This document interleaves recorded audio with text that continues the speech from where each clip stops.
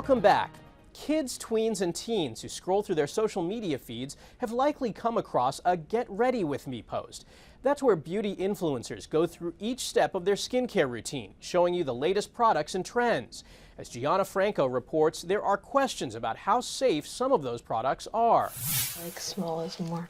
Like many 13-year-olds these days, Brenna cares a lot about her skin. It's like super hydrating and stuff. Guided by her mom, Kelly, who knew the first step in her daughter's skincare routine was to make sure she was educated on the products, something she wished she knew when she was younger. The scrubs that we were told we needed to do or should do, and then you find out later that putting broken shells on your face is probably not a good idea. Our younger patients are getting passionate about skincare. Dr. Ngoc Phan is the chair of dermatology for Kaiser Permanente, who says for teens, keep it simple. A gentle cleanser, a good sunscreen, and a gentle and light moisturizer is what I would recommend to my tweens. Their skin still remains thin, and so they can be more sensitive compared to our adult patient population. She also says higher-end serums and layering products should be used for more mature skin. Honestly, if anyone in the house is going to use more expensive skincare, it's going to be me because I need it more. Brenna hopes that teens don't get too caught up in the influencer posts about beauty and pay attention to what they put on their skin. After all, beauty isn't just skin deep. It's also about finding the beauty within. I usually just post like stuff about sunsets because I love sunsets and stuff. And the beauty in the world around us. Gianna Franco, CBS News, San Francisco. This year's Hajj is less than a month away.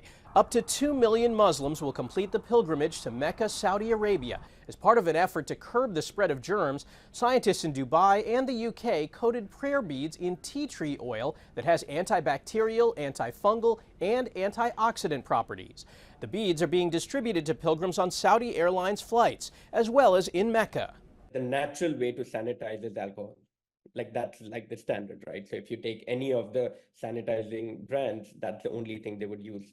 But because of the nature of where we're using it and the cultural aspect to it and the religious aspect to it, we cannot use alcohol. The beads are encased in a soft compound made with the tea tree oil. It's designed to last for the duration of the pilgrimage, even in the hot Saudi desert. There's an unexpected threat that firefighters face, cancer-causing chemicals that come from the same things meant to keep them safe. Mark Strassman has details. In small-town Bellbrook, Ohio, firefighter Jay Leach feels burned. Most firefighters that got in this job knew it's an inherited risk, but we never knew that the gear and the equipment that we're using is killing us. Inside Fire Station 22, Lieutenant Leach helped remove buckets of firefighting foam. It's called AFFF, undeniably effective, but laced with PFAS, so-called forever chemicals now linked to various cancers, especially among firefighters. Cancer caused 72% of active duty firefighter deaths last year, according to the International Association of Firefighters. A separate study showed smoke inhalation causes 4% of active duty firefighter deaths. A safer foam now exists, and 21 states have introduced policies that limit the use of AFFF firefighting foam. But for Jay Leach, cancer's heartache has no limits. His wife Tracy was a firefighter for 25 years. Her diagnosis in 2017, breast cancer, despite no family history of cancer. It pretty much ravaged her body. And then December of 2022, she was diagnosed terminally. And 2 weeks later, on Christmas Eve, she passed away.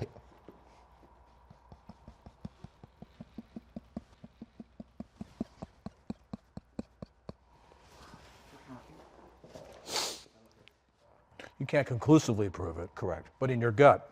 Absolutely. I wholeheartedly believe that PFAS caused my wife's cancer. In a statement, the American Chemistry Council, an industry group, said it supports limits on using AFFF, adding, all PFAS are not the same. It is not scientifically accurate or appropriate to group them together when considering safety risks.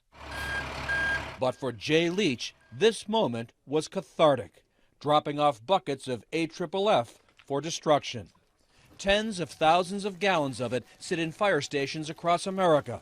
Ohio is the first state committed to destroying all of it. Another worry, PFAS have been inside firefighting gear for decades. PFAS help repel water and contaminants, but put on this gear and you're wrapping yourself inside suspected carcinogens. We sweat, our pores open up, and the forever chemicals can go in our body.